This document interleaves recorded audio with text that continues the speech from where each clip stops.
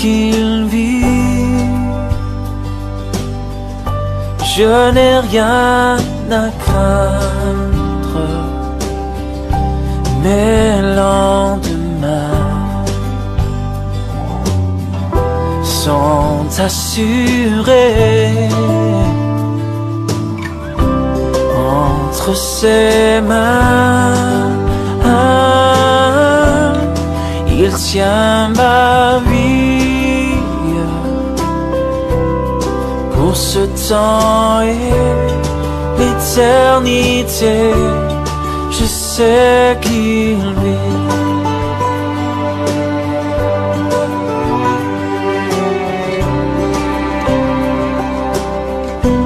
Parce qu'il vit, je n'ai rien à craindre,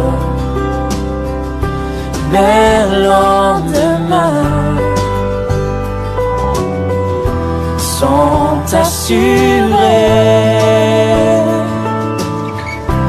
entre ses mains. Il tient ma vie, pour ce temps et l'éternité. Je sais qu'il vit entre ses mains. Il tient ma vie pour ce temps et l'éternité. Je sais qu'il vit.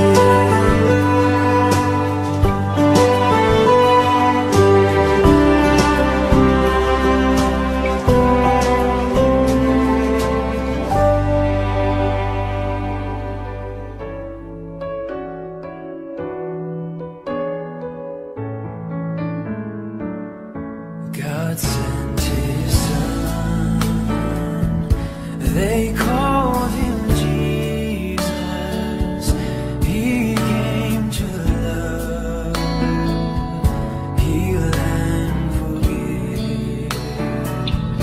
He lived and died to buy my pardon. An empty grave is there to prove my Savior lives. Because he lives, I can face tomorrow. Because he lives, all fear is gone. Because I know he holds the future, and life is worth the living just because he lives. How sweet to hold a newborn baby and feel the pride and joy he brings. But greater still, the calm assurance this child can face uncertain days because he lives. Because he lives, I can face tomorrow. Because he lives, all fear is gone. Because I know he holds the future, and life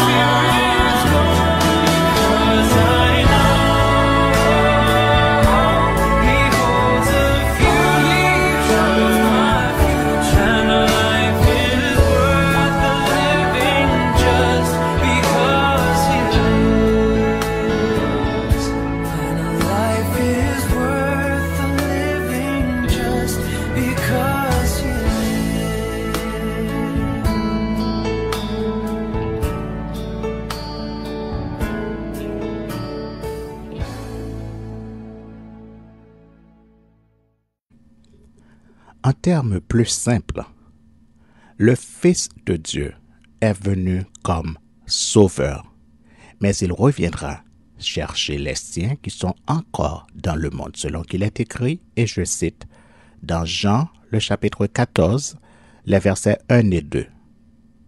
Que votre cœur ne se trouble point. Croyez en Dieu et croyez en moi. Il y a plusieurs demeures dans la maison de mon Père. Si cela n'était pas, je vous l'aurais dit. Je vais vous préparer une place. Et lorsque je m'en serai allé, et que je vous aurai préparé une place, je reviendrai et je vous prendrai avec moi, afin que là où je suis, vous y soyez aussi. Vous savez où je vais, et vous en savez le chemin. Ensuite, Jésus reviendra pour faire la guerre avant de régner en tant que roi de toute la terre. Et je cite dans Apocalypse, le chapitre 20, les versets 7 à 15. Quand les 1000 ans seront accomplis, Satan sera relâché de sa prison, et il sortira pour séduire les nations qui sont aux 4 coins de la terre, Gog et Magog, afin de les rassembler pour la guerre. Leur nombre est comme le sable de la mer. Et ils montèrent sur la surface de la terre, et ils investirent le camp des saints et la ville bien-aimée. Mais un feu descendit du ciel et les dévora. Et le diable qui les séduisait fut jeté dans l'étang de feu et de soufre, où sont la bête et le faux prophète, et ils seront tourmentés jour et nuit au siècle des siècles. Puis, je vis un grand trône blanc et celui qui était assis dessus. La terre et le ciel s'enfuirent devant sa face, et il ne fut plus trouvé de place pour eux. Et je vis les morts, les grands et les petits, qui se tenaient devant le trône. Des livres furent ouverts, et un autre livre fut ouvert, celui qui est le livre de vie. Et les morts furent jugés selon leurs œuvres, d'après ce qui était écrit dans ces livres. La mer rendit les morts qui étaient en elle. La mort et le séjour des morts rendirent les morts qui étaient en eux. Et chacun fut jugé selon ses œuvres. Et la mort et le séjour des morts furent jetés dans l'étang de feu. C'est la seconde mort, l'étang de feu. Quiconque ne fut pas trouvé écrit dans le livre de vie fut jeté dans l'étang de feu. Ensuite, nous verrons l'accomplissement de la prophétie d'Ésaïe qui dit, et je cite, une prophétie qui est confirmée par l'apôtre Pierre qui nous dit dans 2 Pierre le chapitre 3, les versets 10 à 13. Le jour du Seigneur viendra comme un voleur. En ce jour, les cieux passeront avec fracas, les éléments embrasés se dissoudront, et la terre, avec les œuvres qu'elle renferme, sera consumée. Puisque donc toutes ces choses doivent se dissoudre, qu'elles ne doivent pas être la sainteté de votre conduite et votre piété, tandis que vous attendez et hâtez l'événement du jour de Dieu, à cause duquel les cieux enflammés se dissoudront et les éléments embrasés se fondront.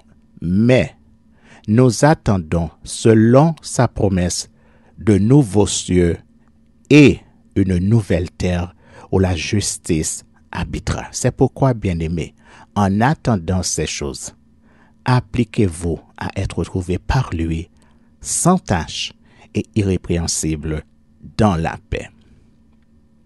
En effet, Ésaïe avait annoncé, et je cite dans Ésaïe, le chapitre 65, les versets 11 à 25. Vous qui abandonnez l'Éternel, qui oubliez ma montagne sainte, qui dressez une table pour Gad et remplissez une coupe pour Méni, je vous destine au glaive et vous fléchirez tous le genou pour être égorgés. Car j'ai appelé, et vous n'avez point répondu. J'ai parlé, et vous n'avez point écouté. Mais vous avez fait ce qui est mal à mes yeux, et vous avez choisi ce qui me déplaît. C'est pourquoi ainsi parle le Seigneur l'Éternel. Voici, mes serviteurs mangeront, et vous aurez faim. Voici, mes serviteurs boiront, et vous aurez soif. Voici, mes serviteurs se réjouiront, et vous serez confondus. Voici, mes serviteurs chanteront dans la joie de leur cœur, mais vous crierez dans la douleur de votre âme, et vous vous lamenterez dans l'abattement de votre esprit. Vous laisserez votre nom en imprécation à mes élus. Le Seigneur, l'Éternel, vous fera mourir, et il donnera à ses serviteurs un autre nom. Celui qui voudra être béni dans le pays voudra l'être par le Dieu de vérité, et celui qui jurera dans le pays jurera par le Dieu de vérité, car les anciennes souffrances seront oubliées, elles seront cachées à mes yeux. Car je vais créer de nouveaux cieux et une nouvelle terre. On ne se rappellera plus les choses passées. Elles ne reviendront plus à l'esprit. Réjouissez-vous plutôt et soyez à toujours dans l'allégresse à cause de ce que je vais créer, car je vais créer Jérusalem pour l'allégresse et son peuple pour la joie. Je ferai de Jérusalem mon allégresse et de mon peuple ma joie. On n'y entendra plus le bruit des pleurs et le bruit des cris. Il n'y aura plus ni enfants ni vieillards qui n'accomplissent leur jour. Car celui qui mourra à 100 ans sera jeune, et le pécheur âgé de 100 ans sera maudit. Ils bâtiront des maisons et les habiteront. Ils planteront des vignes et en mangeront le fruit. Ils ne bâtiront pas des maisons pour qu'un autre les habite. Ils ne planteront pas des vignes pour qu'un autre en mange le fruit. Car les jours de mon peuple seront comme les jours des arbres, et mes élus jouiront de l'œuvre de leurs mains. Ils ne travailleront pas en vain, et ils n'auront pas des enfants pour les voir périr, car ils formeront une race bénie de l'Éternel. Et leurs enfants seront avec eux. Avant qu'ils m'invoquent, je répondrai. Avant qu'ils aient cessé de parler, j'exaucerai. Le loup et l'agneau paîtront ensemble.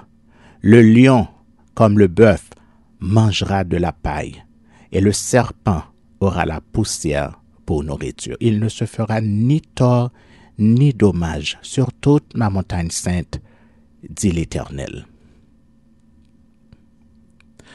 L'on voit donc que la généalogie spirituelle après Jacob passe par Juda. Juda est à l'origine du concept juif. On dit Jude en allemand. Jésus lui-même est né en tant que descendant de Juda en Judée depuis le temps de Jacob, près de 4 millénaires. Donc 4 jours spirituels se seront écoulés. Et l'on pourra alors vérifier toute la prophétie concernant Juda. Juda, tu recevras les hommages de tes frères. Ta main sera sur la nuque de tes ennemis. Les fils de ton père se prosterneront devant toi. Juda est un jeune lion. Tu reviens du carnage, mon fils. Il ploie les genoux et se couche comme un lion, comme une lionne qui le fera lever. Le sceptre ne s'éloignera point de Juda, ni le bâton souverain d'entre ses pieds, jusqu'à ce que vienne le Shilo et que les peuples lui obéissent. Il attache à la vigne son âne, et au meilleur sceptre le petit de son ânesse. Il lave dans le vin son vêtement, et dans le sang des raisins son manteau. Il a les yeux rouges de vin et les dents blanches de lait. Texte que vous pouvez lire dans Genèse, le chapitre 49, les versets 8 à 12.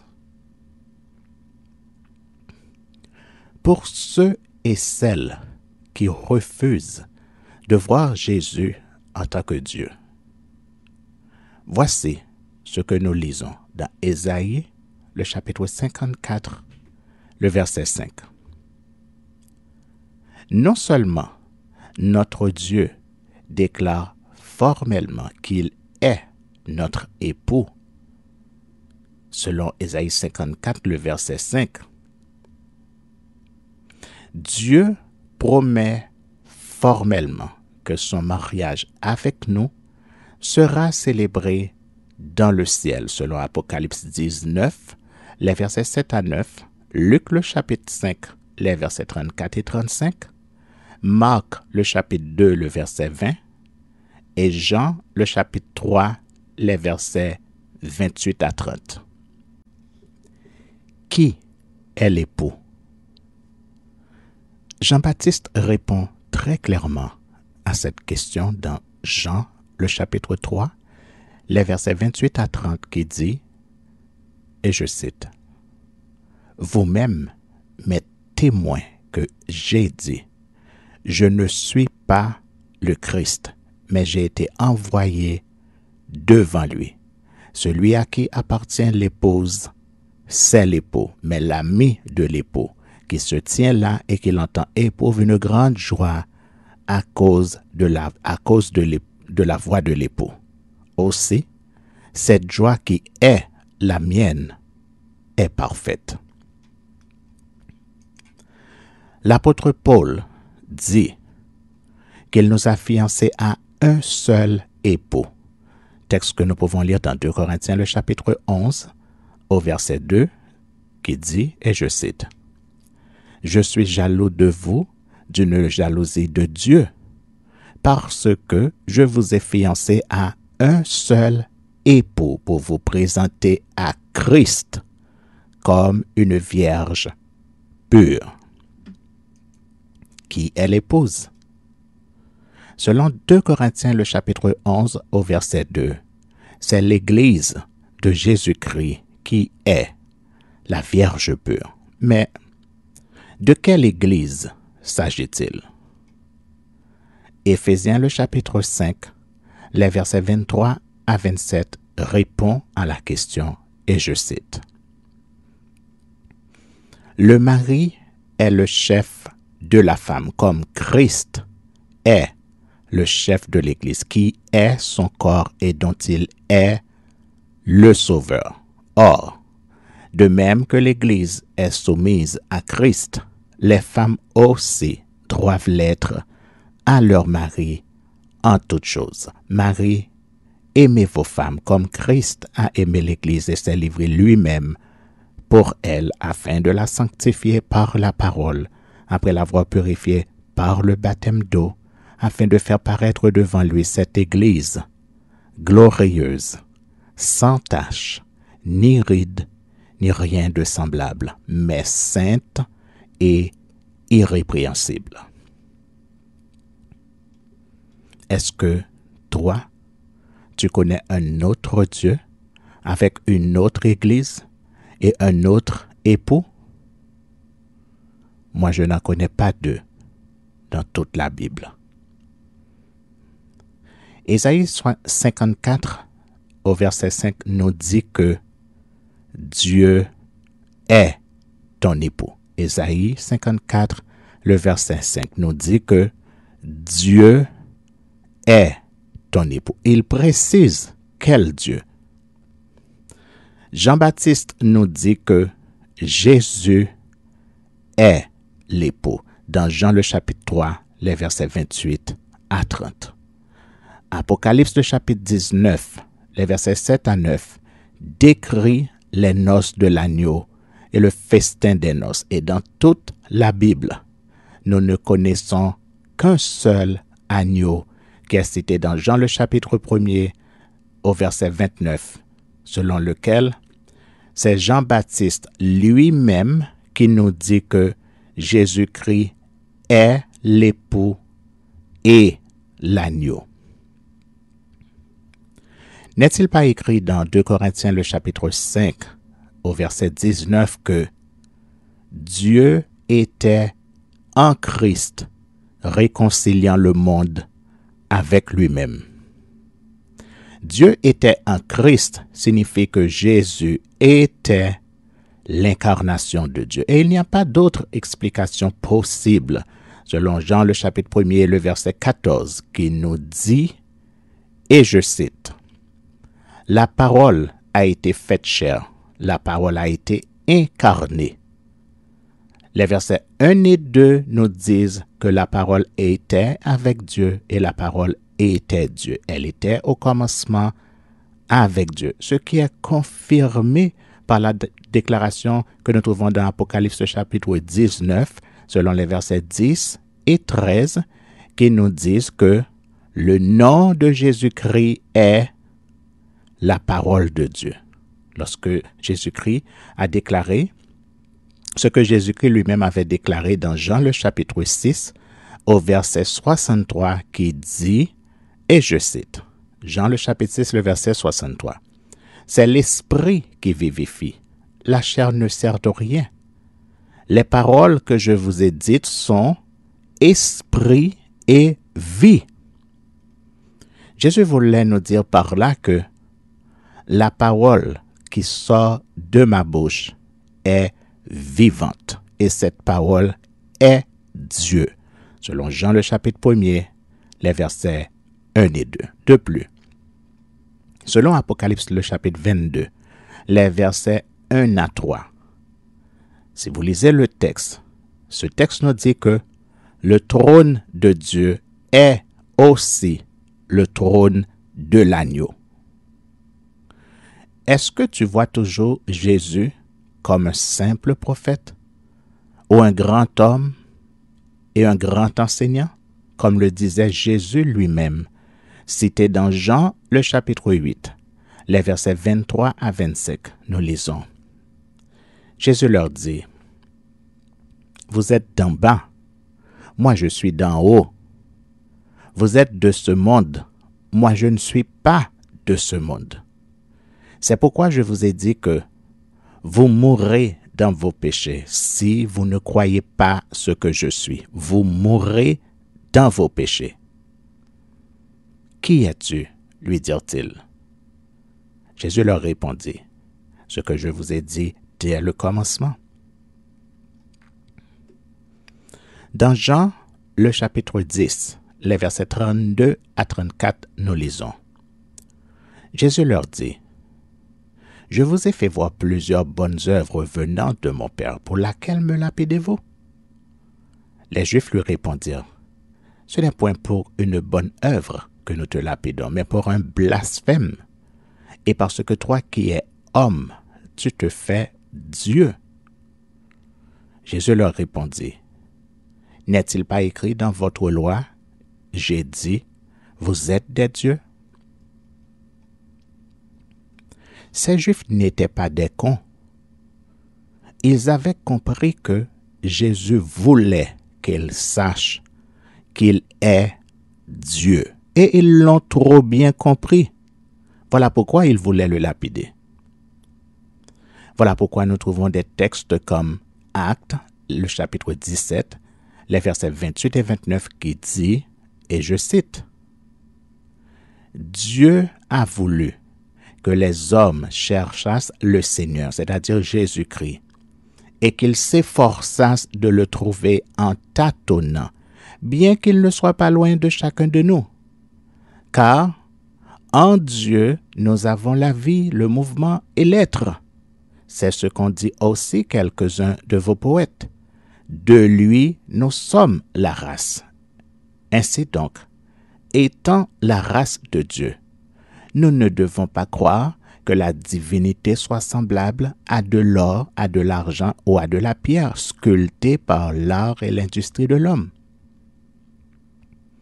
Comme vous venez de le constater, le verset 29 nous dit que nous sommes de la race de Dieu, contrairement aux scientifiques qui nous enseignent que nous sommes de la famille des grands singes sans queue, ce qui signifie que nous sommes inévitablement immortels.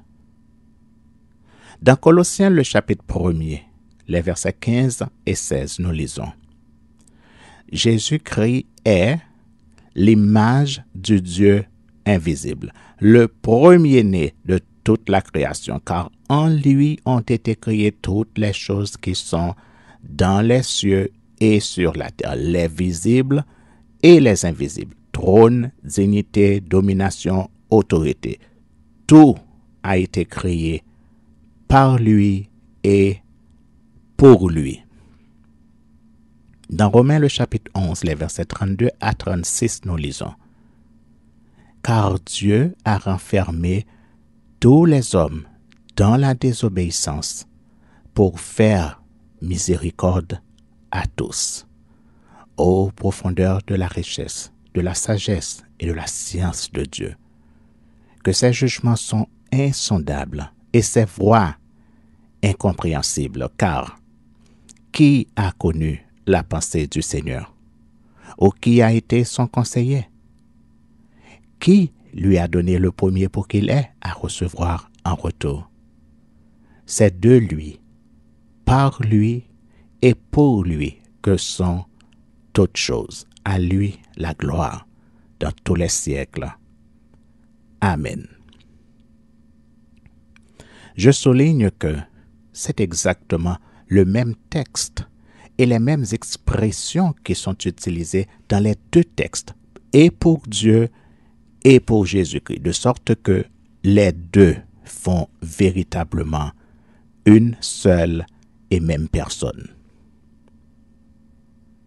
Dans 2 Corinthiens, le chapitre 15, au verset 19, nous lisons: Car Dieu était en Christ, réconciliant le monde avec lui-même, en n'imputant point aux hommes leurs offenses, et il a mis en nous la parole de la réconciliation. Jean 14, le verset 28 dit: Vous avez entendu que je vous ai dit, je m'en vais et je reviens vers vous. Si vous m'aimiez, vous vous réjouiriez de ce que je vais au Père, car le Père est plus grand que moi. Dans Matthieu 12, les versets 31 et 32, nous lisons: C'est pourquoi je vous dis, tout péché et tout blasphème sera pardonné aux hommes, mais le blasphème contre l'Esprit ne sera point pardonné. Quiconque parlera contre le Fils de l'homme, il lui sera pardonné. Mais quiconque parlera contre le Saint-Esprit, il ne lui sera pardonné ni dans ce siècle, ni dans le siècle à venir. Dans Marc le chapitre 3, les versets 28 et 29, nous lisons: Je vous le dis en vérité, tous les péchés seront pardonnés aux fils des hommes, et les blasphèmes qu'ils auront proférés. Mais quiconque blasphémera contre le Saint-Esprit n'obtiendra jamais de pardon. Il est coupable d'un péché éternel. Jésus parla ainsi parce qu'il disait: il est possédé d'un esprit impur. Dans Isaïe 54, les versets 5 à 8, nous lisons: Ton Créateur est ton époux.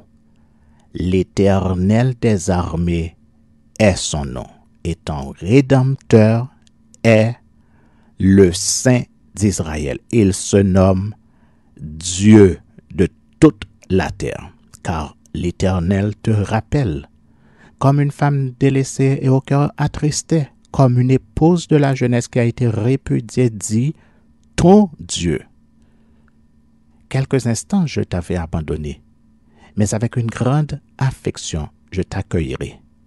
Dans un instant de colère, je t'avais un moment dérobé ma face, mais avec un amour éternel, j'aurai compassion de toi, dit ton Rédempteur, l'Éternel. Est-ce qu'il y a un seul doute sur l'identité de celui qui vient de parler? Il n'y a aucun doute que c'est Jésus qui parle. Ésaïe 59, le verset 16, nous dit que Jésus-Christ est le bras de l'Éternel qui accepta de remplir la mission de rédemption comme offrande volontaire, selon Jean, le chapitre 10, les versets 17 et 18. Dans Hébreux, le chapitre 1er, les versets 1 à 3, nous lisons.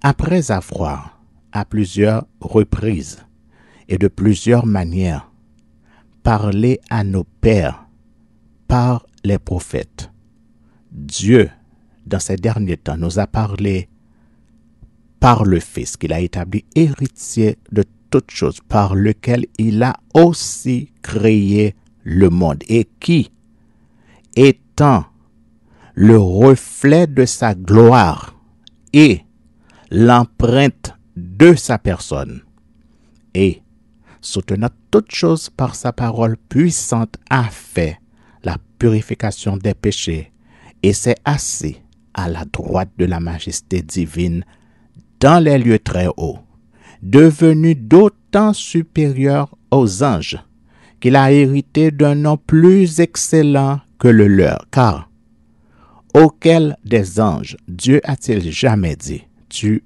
es mon fils, je t'ai engendré aujourd'hui. » Et encore, « Je serai pour lui un père, et il sera pour moi un fils. » Et lorsqu'il introduit de nouveau dans le monde le premier-né, il dit que tous les anges de Dieu l'adorent.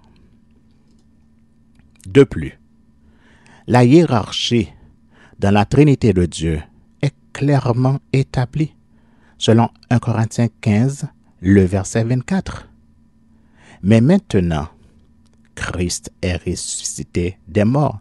Alors je dis 1 Corinthiens 15, nous allons commencer à partir du verset 20. 1 Corinthiens le chapitre 15, je commence avec le verset 20. Mais maintenant Christ est ressuscité des morts. Il est les prémices de ceux qui sont morts. Car puisque la mort est venue par un homme, c'est aussi par un homme qu'est venue la résurrection des morts. Et comme tous meurent en Adam, de même aussi, tous revivront en Christ, mais chacun en son rang.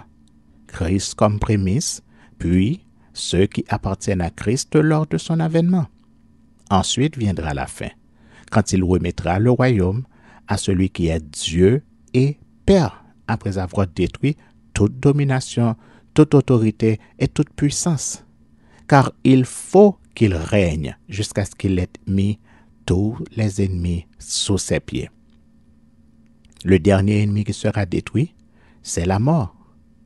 Dieu en effet a tout mis sous ses pieds. Mais lorsqu'il dit que tout lui a été soumis, il est évident que celui qui lui a soumis toutes choses est excepté. Et lorsque toutes choses lui auront été soumises, alors le Fils lui-même sera soumis à celui qui lui a soumis toutes choses, afin que Dieu soit tout en tous. Est-ce que d'après ce texte, Dieu et Jésus-Christ sont deux personnes distinctes? Non.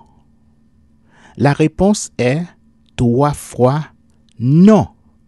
D'après la déclaration de Jésus qui nous dit, et je cite, dans Jean le chapitre 10, le verset 30, « Moi et le Père, nous sommes un. » Pensez-vous que c'est un pur hasard si, longtemps avant la naissance de Jésus, le prophète Ésaïe avait cité tous les noms dont on appellerait Jésus? Pensez-vous que c'est un pur hasard si tous ces noms sont des attributs qui sont exclusivement réservés à Dieu et à Dieu seul en tant que Dieu des dieux? Lisons ensemble dans Ésaïe le chapitre 9 au verset 6. Un enfant nous est né, un fils nous est donné, et la domination reposera sur son épaule. On l'appellera admirable, conseiller, Dieu puissant, Père éternel, Prince de la paix. Dans Matthieu le chapitre 1er au verset 23, nous lisons: Tout cela arriva afin que s'accomplisse ce que le Seigneur avait annoncé par le prophète. Voici, la Vierge sera enceinte, elle enfantera un fils, et on lui donnera le nom d'Emmanuel, ce qui signifie Dieu avec nous. Pour ceux qui n'ont toujours rien compris, selon Matthieu le chapitre 1er au verset 23, Emmanuel ne signifie pas « le Fils de Dieu est avec nous », mais Emmanuel signifie « Dieu avec nous ». Et Dieu lui-même le prouve lorsqu'il dit, et je cite dans Hébreux, le chapitre 1er, les versets 1 à 9. Et je cite, « Après avoir autrefois, à plusieurs reprises et de plusieurs manières, parlé à nos pères par les prophètes, Dieu dans ces derniers temps nous a parlé par le Fils qu'il a établi héritier de toutes choses, par lequel il a aussi créé le monde, et qui étant le reflet de sa gloire et l'empreinte de sa personne, et soutenant toutes choses par sa parole puissante, a fait la purification des péchés et s'est assis à la droite de la majesté divine dans les lieux très hauts, devenu d'autant supérieur aux anges qu'il a hérité d'un nom plus excellent que le leur. Car auquel des anges Dieu a-t-il jamais dit, « Tu es mon fils, je t'ai engendré aujourd'hui. » Et encore, « Je serai pour lui un père, et il sera pour moi un fils. » Et lorsqu'il introduit de nouveau dans le monde le premier-né, il dit que tous les anges de Dieu l'adorent. De plus, il dit des anges, celui qui a fait de ses anges des vents et de ses serviteurs une flamme de feu. Mais il a dit au Fils, écoutez attentivement, le verset 8, il a dit au Fils, ton trône, ô Dieu, est éternel. Le sceptre de ton règne est un sceptre d'équité. Tu as aimé la justice, tu as haï l'iniquité. C'est pourquoi, ô Dieu, ton Dieu t'a oint d'une huile de joie au-dessus de tes égaux. Donc, si Dieu appelle Jésus Dieu, qui es-tu, toi qui m'écoutes, qui es-tu pour dire le contraire? Voici donc un texte où Dieu appelle Jésus Dieu et dans lequel il ordonne aux anges d'adorer Jésus comme Dieu, selon les versets 8, 9 et le verset 6. Est-ce que tu vas dire que les apôtres étaient fous lorsqu'ils ont reconnu que Jésus est le Dieu véritable, Dieu avec un grand D et véritable avec un grand V? Et je cite dans 1 Jean, le chapitre 5, les versets 19 à 21. Je répète, 1 Jean, le chapitre 5, les versets 19 à 21. Nous savons que nous sommes de Dieu et que le monde entier est sous la puissance du malin. Nous savons aussi que le Fils de Dieu est venu et qu'il nous a donné l'intelligence pour connaître le véritable. Et nous sommes dans le véritable, en son Fils Jésus-Christ. C'est lui qui est le Dieu véritable et la vie éternelle. Petits enfants, gardez-vous des idoles. Voici ce que les apôtres voulaient nous dire. Beaucoup sont appelés des dieux parce qu'ils sont puissants et parce qu'ils existent réellement. Cependant, il n'y a qu'un seul Dieu qui soit véritablement Dieu. Et il s'appelle Jésus-Christ. Voilà pourquoi Jésus avait dit à Philippe, et je cite dans Jean 14, les versets 8, 9 et 11. Philippe lui dit, « Seigneur, montre-nous le Père, et cela nous suffit. » Jésus lui dit, « Il y a si longtemps que je suis avec vous, et tu ne m'as pas connu, Philippe. Celui qui m'a vu a vu le Père. Comment dis-tu, montre-nous le Père? croyez-moi, je suis dans le Père et le Père est en moi. Jésus a dit dans Jean le chapitre 10 au verset 30, « Moi et le Père, nous sommes un. » Mais toi qui m'écoutes, tu veux absolument les séparer. Ce n'est pas étonnant parce que le monde est rempli de toute espèce de fous. Comment Jésus a dit qu'il s'appelle?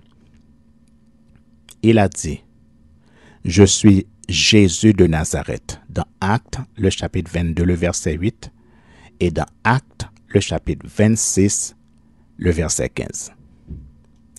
Jésus a encore dit, et je cite, « Si vous ne croyez pas ce que je suis, vous mourrez dans vos péchés. » Dans Jean le chapitre 8, le verset 24. Il a dit, dans Apocalypse 22, le verset 16, « Je suis le rejeton et la postérité de David, l'étoile brillante du matin. Je suis la lumière du monde. » Dans Jean le chapitre 9, le verset 5. « Je suis sorti du Père et je suis venu dans le monde. » Dans Jean le chapitre 16, le verset 28. « C'est de Dieu que je suis sorti et que je viens. » Dans Jean le chapitre 8, le verset 42. « Je suis en Dieu. » Dans Jean le chapitre 14, le verset 20. « Je suis d'en haut, je ne suis pas de ce monde. » Dans Jean le chapitre 8, le verset 23. « Je suis le bon berger. » Dans Jean le chapitre 10, le verset 14. « Je suis le pain de vie. » Dans Jean le chapitre 6, le verset 48. « Je suis le premier et le dernier. » Dans Apocalypse le chapitre 1er, le verset 17. « Je suis le premier et le dernier » signifie qu'il n'y avait rien avant moi et qu'il n'y aura rien après moi. Que celui qui peut comprendre, comprenne. Dans Ézéchiel le chapitre 39, le verset 7, nous lisons, « Je ferai connaître mon saint nom au milieu de mon peuple d'Israël, et je ne laisserai plus profaner mon saint nom, et les nations sauront que je suis l'Éternel, le Saint en Israël. » Dans Zacharie 14, le verset 9, nous lisons, « L'Éternel sera roi de toute la terre en ce jour-là. L'Éternel sera le seul Éternel et son nom sera le seul nom. Les nations sauront que je suis l'Éternel, le Saint en Israël, » dit le verset 7 d'Ézéchiel 39. Un démon avait dit dans Marc, le chapitre 1er, au verset 24, « Je sais qui tu es, le Saint de Dieu. Je ferai connaître mon saint nom, dit le texte dans Ézéchiel 39, le verset 7. Or, le monde connaissait longtemps Dieu sous le nom de « Je suis » et sous le nom de YHWH, ainsi que sous d'autres noms connus par d'autres peuples, selon Exode chapitre 6, le verset 3, qui dit, et je cite, « Dieu parla encore à Moïse et lui dit, « Je suis l'Éternel. Je suis apparu à Abraham, à Isaac et à Jacob comme le Dieu Tout-Puissant. Mais je n'ai pas été connu d'eux sous mon nom, l'Éternel. » Et dans Malachie le chapitre 1, les versets 11 et 14, nous lisons, et je cite, « Depuis le lever du soleil jusqu'à son couchant, mon nom est grand parmi les nations. Et en tout lieu, On brûle de l'encens en l'honneur de mon nom, et l'on présente des offrandes pures, car grand est mon nom parmi les nations, dit l'Éternel des armées. Je suis un grand roi, dit l'Éternel des armées, et mon nom est redoutable parmi les nations. Ainsi donc, longtemps avant Jésus, les prophètes avaient annoncé que toutes les nations connaîtront Dieu sous un seul et unique nom. Et c'est ce que nous lisons dans Ésaïe, le chapitre 62, les versets 1 à 5. Et je cite, « Pour l'amour de Sion, je ne me tairai point. Pour l'amour de Jérusalem, je ne prendrai point de repos, jusqu'à ce que son salut paraisse comme l'aurore, et sa délivrance comme un flambeau qui s'allume. Alors, les nations verront ton salut, et tous les rois ta gloire, et l'on t'appellera d'un nom nouveau que la bouche de l'Éternel déterminera. Tu seras une couronne éclatante dans la main de l'Éternel, un turban royal dans la main de ton Dieu. On ne te nommera plus délaissé, on ne nommera plus ta terre désolation, mais on t'appellera mon plaisir en elle, et on appellera ta terre épouse, car l'Éternel met son plaisir en toi, et ta terre aura un époux. Comme un jeune homme s'unit à une vierge, ainsi tes fils s'uniront à toi. Et comme la fiancée fait la joie de son fiancé, ainsi tu feras la joie de ton Dieu. Et dans le Nouveau Testament, la Bible fait référence à un nom unique qui est le seul nom qui peut sauver et le seul nom devant qui tout ce qui existe doit fléchir les genoux lorsque ce nom est prononcé. Et je cite dans Actes, le chapitre 4, les versets 11 et 12. Jésus est la pierre rejetée par vous qui bâtissez et qui est devenue la principale de l'angle. Il n'y a de salut en aucun autre, car il n'y a sous le ciel aucun autre nom qui ait été donné parmi les hommes par lequel nous devions être sauvés.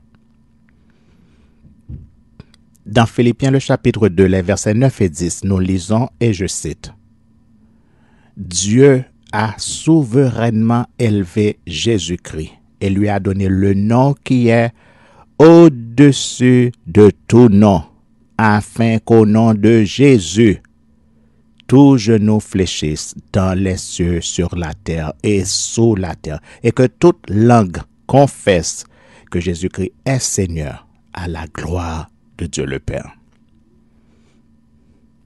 Jésus-Christ est le seul qui est mort pour nos péchés et qui est ressuscité pour notre justification, selon Romains 4, le verset 25. Et si tu oublies qui est Jésus, Colossiens le chapitre 1er, les versets 15 à 19, répond, et je cite, « Jésus est l'image du Dieu invisible, le premier-né de toute la création, car en lui ont été créées toutes les choses qui sont dans les cieux et sur la terre, les visibles et les invisibles. Trône, dignité, domination, autorité, tout a été créé par lui et pour lui. Il est avant toute chose et toute chose subsiste en lui. Il est la tête du corps de l'Église. Il est le commencement, le premier-né d'entre les morts, afin d'être en tout le premier. Car Dieu a voulu que toute plénitude habita en lui.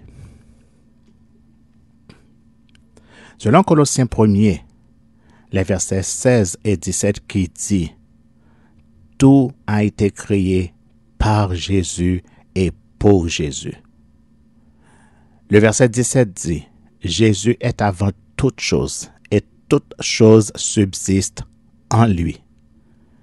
Il n'y a aucun doute que Jésus-Christ est le Créateur et il est ton Créateur.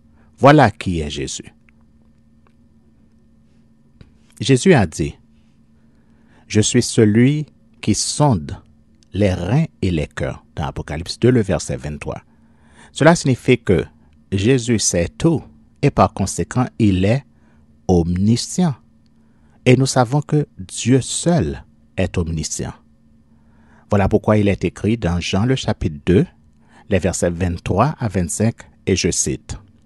« Pendant que Jésus était à Jérusalem à la fête de Pâques, plusieurs crurent en son nom, voyant les miracles qu'il faisait. Mais Jésus ne se fiait point à eux, parce qu'il les connaissait tous et parce qu'il n'avait pas besoin qu'on lui rendît témoignage d'aucun homme, car il savait lui-même ce qui était dans l'homme. »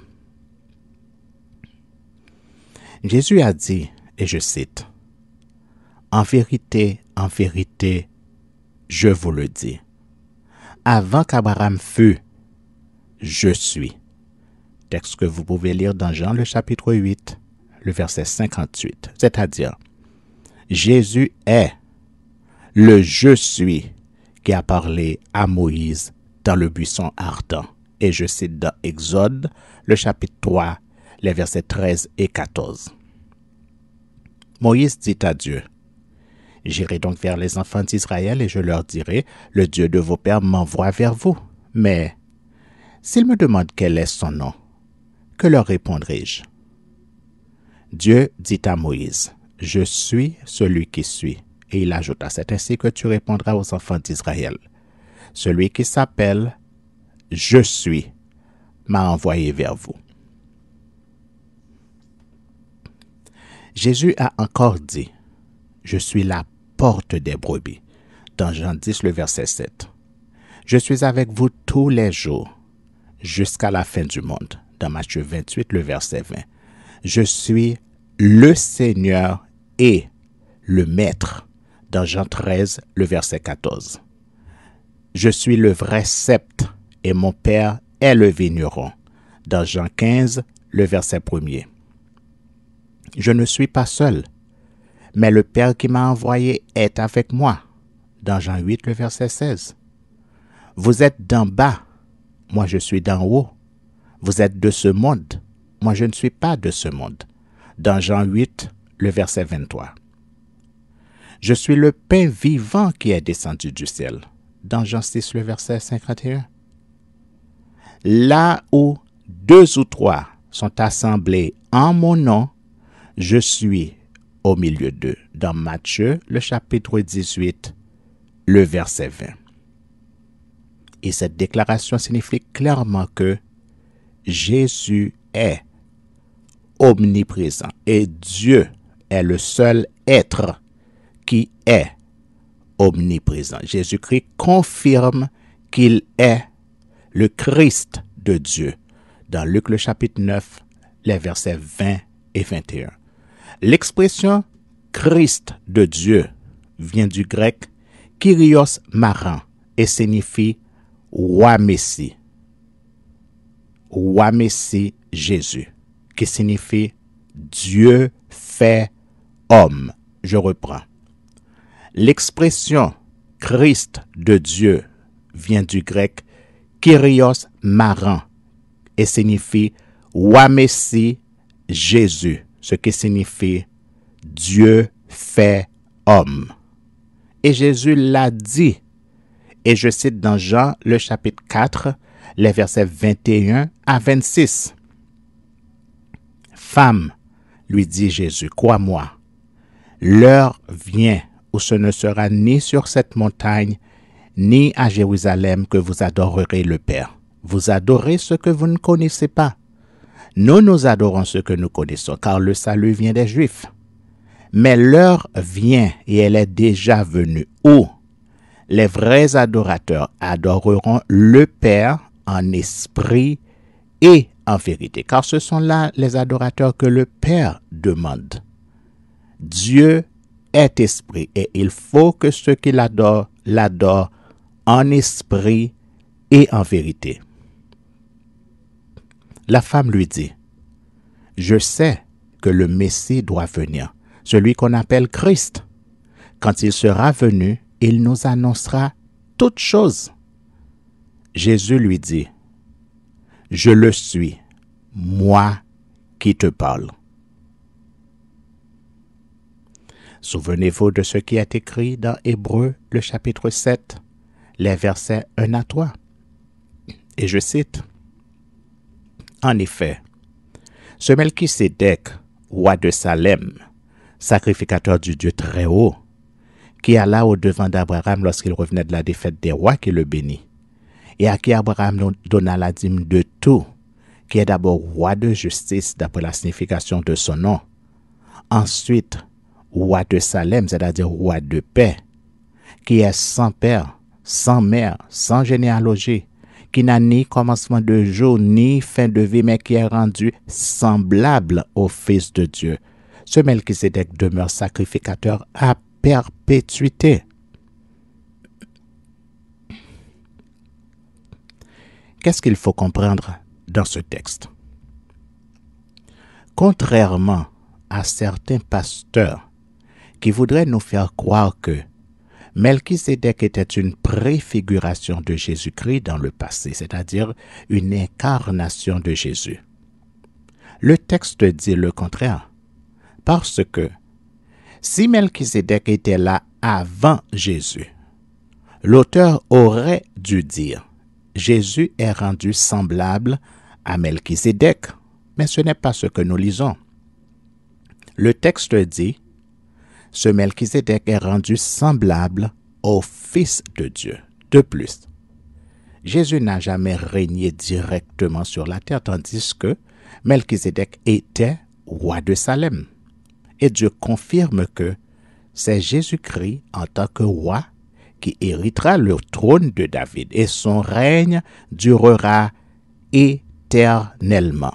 Et c'est la raison pour laquelle les Juifs appellent Jésus le fils de David, parce qu'ils attendaient le roi Jésus qui viendra régner sur son peuple et qui les délivrera de l'esclavage, de l'occupation et de l'oppression des Romains. Et ils ont été déçus de voir que Jésus est venu, il est mort sur la croix, ensuite il est remonté au ciel. En effet, voici ce que nous lisons dans Genèse le chapitre 14 au verset 18. Melchisédek, roi de Salem, fit apporter du pain et du vin. Il était sacrificateur du Dieu très haut. Il bénit Abraham et dit, « Béni soit Abraham, que le Dieu très haut, maître du ciel et de la terre. Béni soit Abraham par le Dieu très haut, maître du ciel et de la terre. » Dans Luc le chapitre 1er, les versets 26 à 33, nous lisons. Au 6e mois, l'ange Gabriel fut envoyé par Dieu dans une ville de Galilée appelée Nazareth, auprès d'une vierge fiancée à un homme de la maison de David nommé Joseph. Le nom de la vierge était Marie. L'ange entra chez elle et dit, « Je te salue, toi à qui une grâce a été faite. Le Seigneur est avec toi. » Troublée par cette parole, Marie se demandait ce que pouvait signifier une telle salutation. L'ange lui dit, « Ne crains point, Marie, car tu as trouvé grâce devant Dieu, et voici, tu deviendras enceinte, et tu enfanteras un fils, et tu lui donneras le nom de Jésus. Il sera grand et sera appelé Fils du Très-Haut, et le Seigneur Dieu lui donnera le trône de David, son père. Il régnera sur la maison de Jacob éternellement, et son règne n'aura point de fin. » Lisons ce texte de Zacharie, le chapitre 14, au verset 9. L'Éternel sera roi de toute la terre. En ce jour-là, l'Éternel sera le seul Éternel, et son nom sera le seul nom. Dans Jérémie, le chapitre 23, les versets 5 à 6, nous lisons. 5 et 6. Jérémie 23, les versets 5 et 6. Voici les jours viennent, dit l'Éternel, où je susciterai à David un germe juste. Il régnera en roi et prospérera. Il pratiquera la justice et l'équité dans le pays. En son temps, Juda sera sauvé. Israël aura la sécurité dans sa demeure. Et voici le nom dont on l'appellera. L'Éternel, notre justice. Et dans Apocalypse 11, le verset 15, nous lisons. Le 7e ange sonna de la trompette, et il y eut dans le ciel de fortes voix qui disaient, le royaume du monde est remis à notre Seigneur et à son Christ, et il régnera au siècle des siècles. J'espère que vous avez tout compris. Zacharie avait annoncé que toutes les nations connaîtront le nom de Dieu.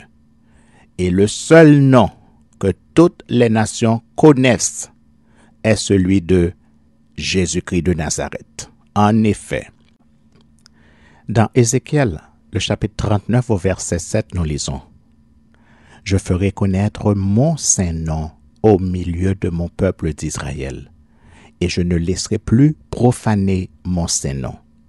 Et les nations sauront que je suis l'Éternel, le Saint en Israël. » Le seul nom devant lequel tous les genoux doivent fléchir, selon Isaïe 45, le verset 23, Romains 14, le verset 11, et Philippiens 2, les versets 9 à 11.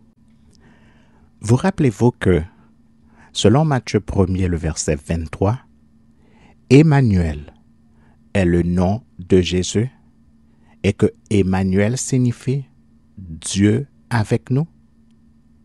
Et je cite dans Matthieu le chapitre 1er, le verset 23. Voici, la Vierge sera enceinte. Elle enfantera un fils et on lui donnera le nom d'Emmanuel, ce qui signifie Dieu avec nous. Ésaïe le chapitre 7 au verset 14 nous dit « Le Seigneur lui-même vous donnera un signe. Voici, la jeune fille deviendra enceinte. Elle enfantera un fils et elle lui donnera le nom d'Emmanuel. »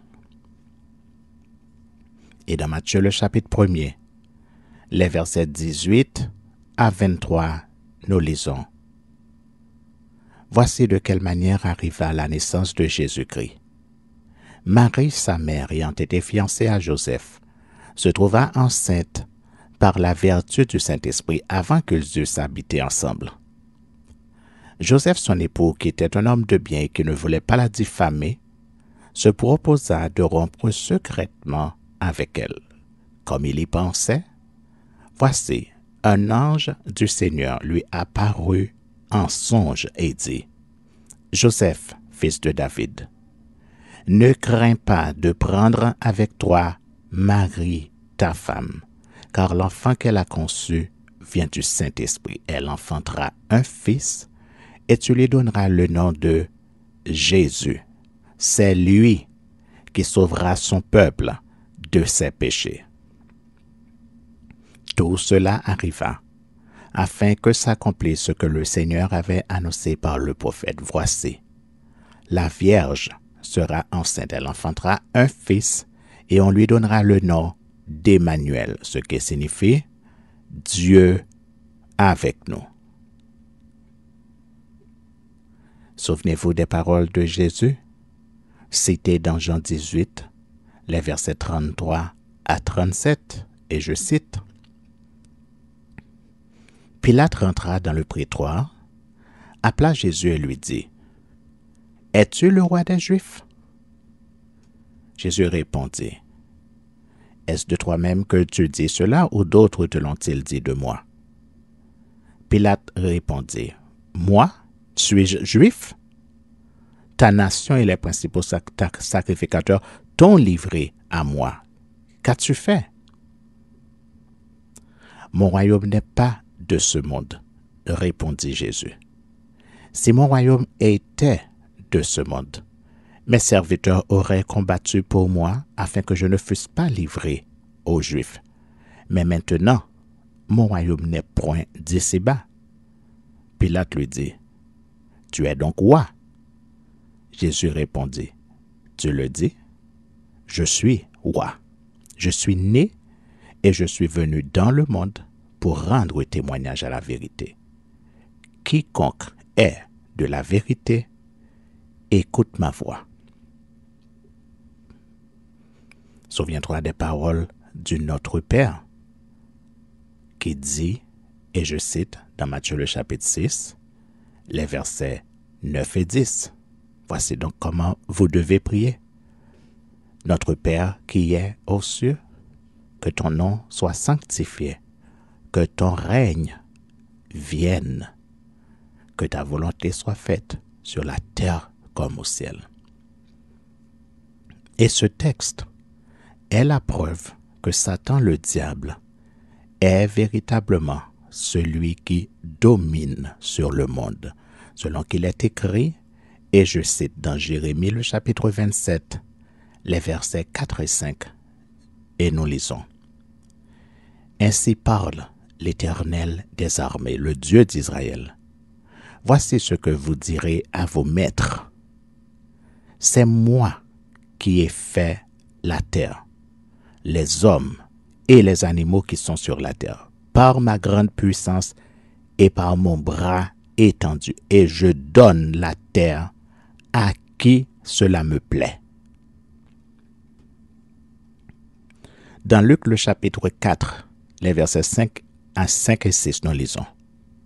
Le diable, ayant élevé Jésus, lui montra en un instant tous les royaumes de la terre et lui dit, « Je te donnerai toute cette puissance et la gloire de ces royaumes, car elle m'a été donnée et je la donne à qui je veux.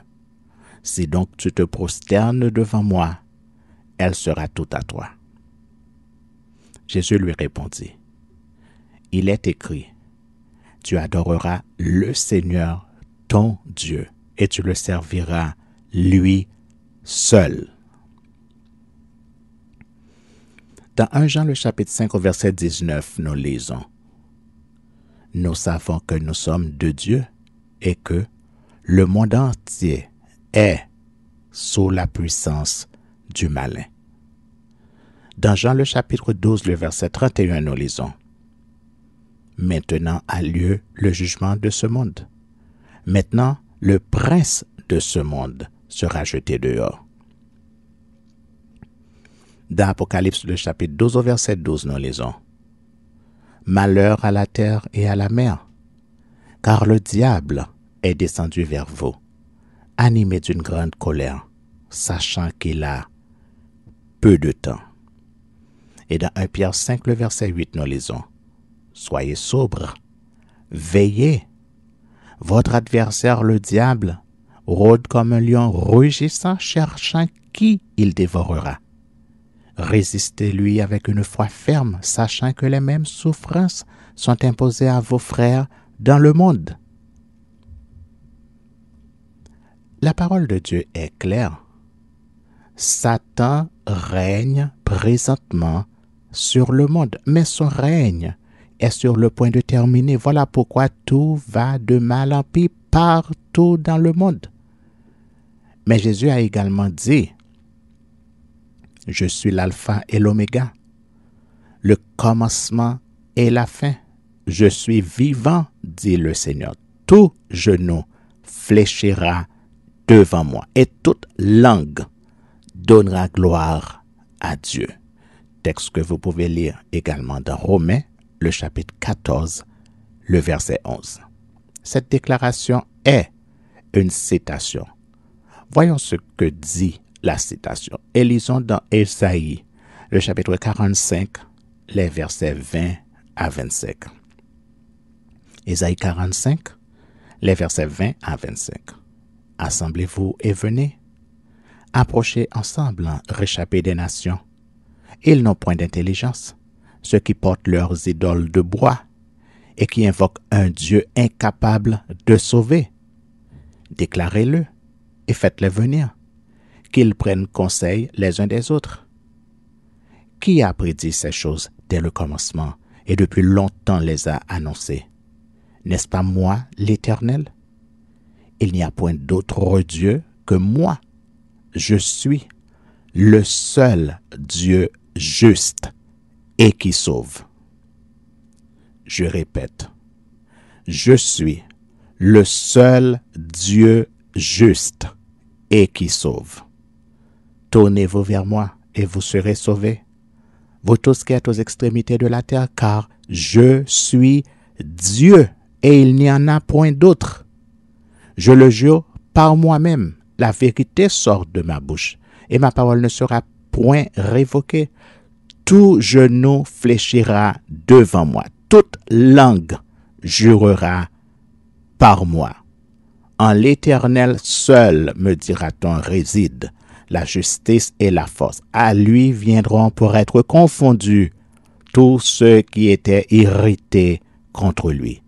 Par l'Éternel seront justifiés et glorifiés tous les descendants d'Israël. La citation se trouve au verset 23 qui dit « Tout genou fléchira devant moi, toute langue jurera par moi. » Quel est le nom devant qui tout ce qui existe dans les cieux, sur la terre et sous la terre, les genoux doivent fléchir? Je cite dans Philippiens le chapitre 2, les versets 5 à 10. « Ayez en vous les sentiments qui étaient en Jésus-Christ, lequel existant en forme de Dieu, n'a point regardé comme une proie à arracher d'être égal avec Dieu, mais s'est dépouillé lui-même en prenant une forme de serviteur, en devenant semblable aux hommes, et ayant paru comme un simple homme. Il s'est humilié lui-même, se rendant obéissant jusqu'à la mort, même jusqu'à la mort de la croix. C'est pourquoi Dieu l'a souverainement élevé et lui a donné le nom qui est au-dessus de tout nom, afin qu'au nom de Jésus, tout genou fléchisse dans les cieux, sur la terre et sous la terre, et que toute langue confesse que Jésus-Christ est Seigneur, à la gloire de Dieu le Père. Est-ce que tu vois toujours Jésus comme un simple prophète de Dieu? Jésus a dit, « Je suis l'alpha et l'oméga, dit le Seigneur Dieu, celui qui est, qui était et qui vient, le Tout-Puissant. Ne crains point, je suis le premier et le dernier et le vivant.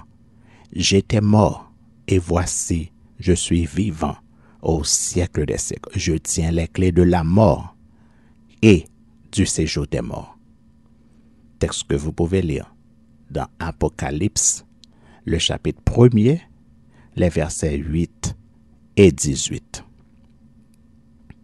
Jésus est le Seigneur Dieu et le Tout-Puissant, selon Apocalypse 1er, le verset 8. Voyons la description que la Bible nous donne de Jésus. Et c'est ce qui explique pourquoi il est le Seigneur Dieu et le Tout-Puissant. Et lisons dans Apocalypse, le chapitre 1er, les versets 1 à 20. Apocalypse, le chapitre 1er, les versets 1 à 20. Et je cite.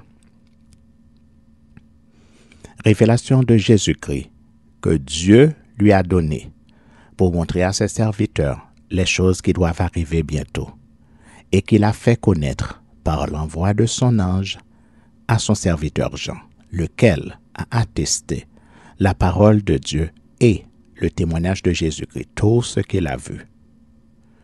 Heureux celui qui lit et ceux qui entendent les paroles de la prophétie et qui gardent les choses qui y sont écrites, car le temps est proche. Jean, aux 7 églises qui sont en Asie.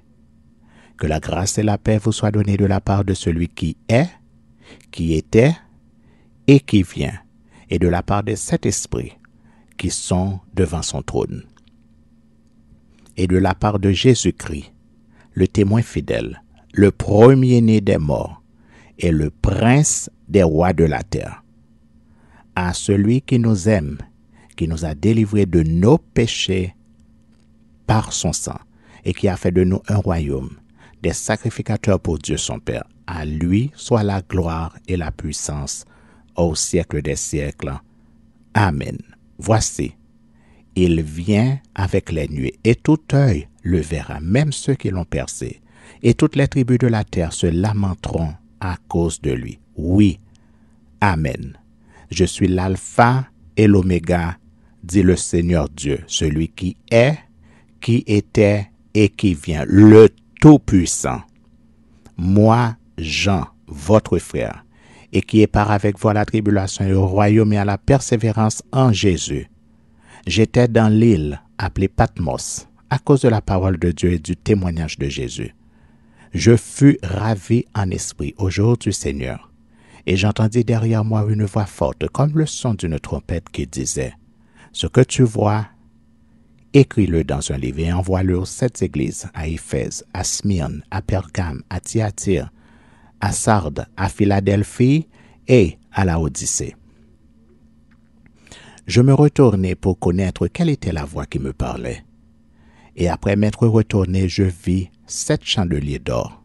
Et au milieu des 7 chandeliers, quelqu'un qui ressemblait à un fils d'homme, vêtu d'une longue robe et ayant une ceinture d'or sur la poitrine. Sa tête et ses cheveux étaient blancs comme de la laine blanche, comme de la neige.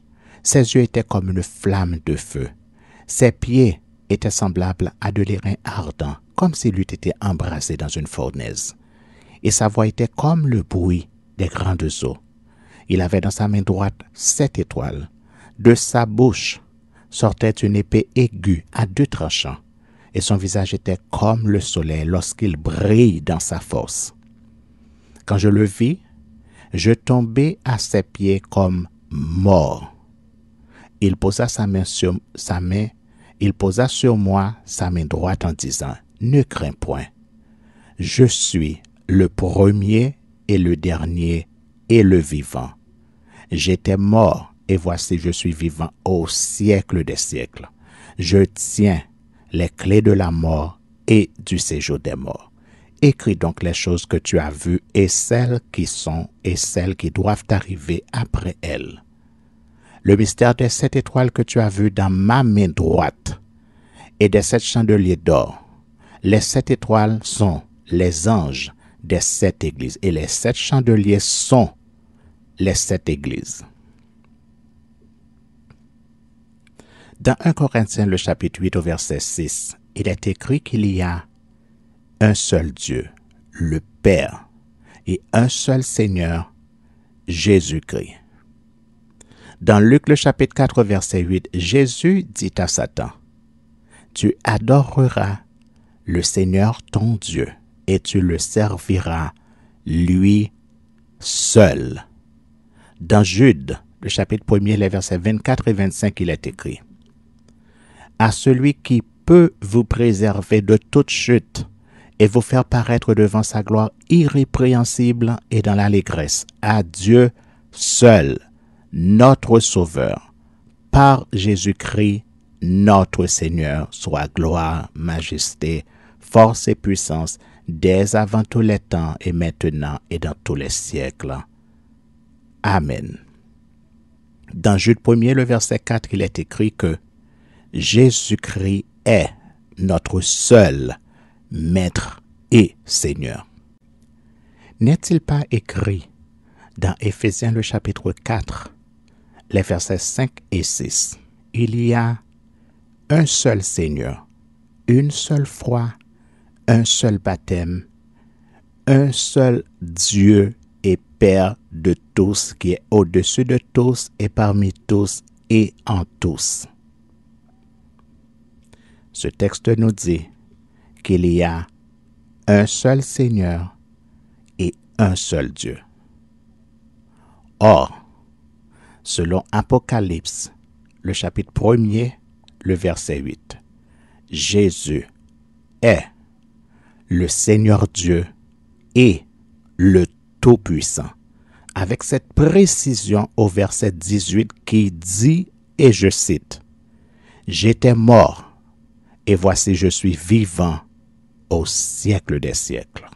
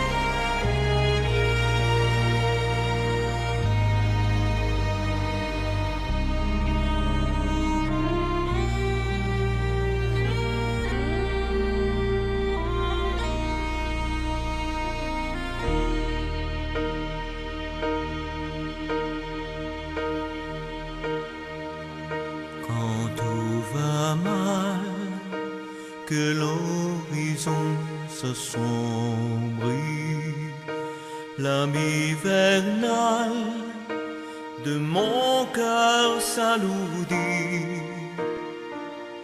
Tout immobile, j'attends sur cette île tranquille qu'enfin tu viennes, prenant part à ma peine.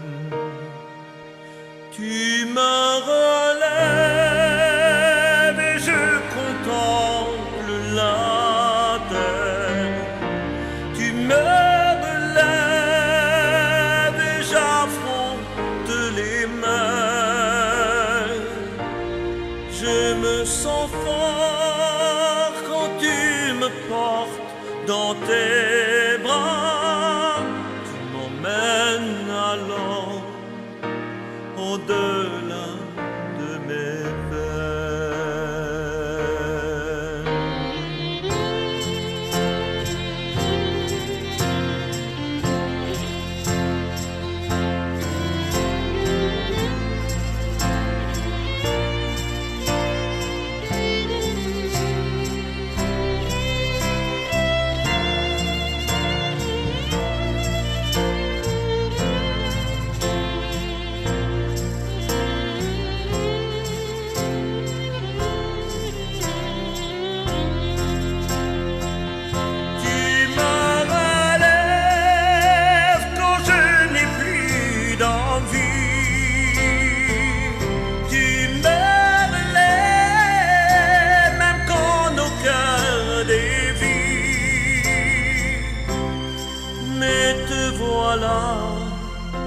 qui m'ouvre un monde de splendeur. Auprès de toi, j'entrevois le bonheur.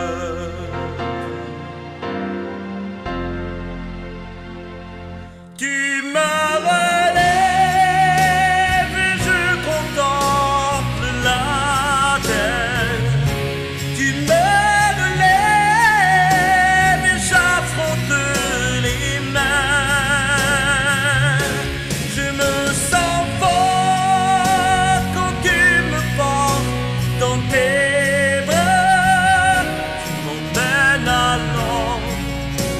au-delà de mes peines. Tu me relèves quand je n'ai plus d'envie. Tu me relèves même quand mon cœur dévie. Mais te voilà qui m'ouvre un monde splendeur. Auprès de toi, j'entrevois le bonheur.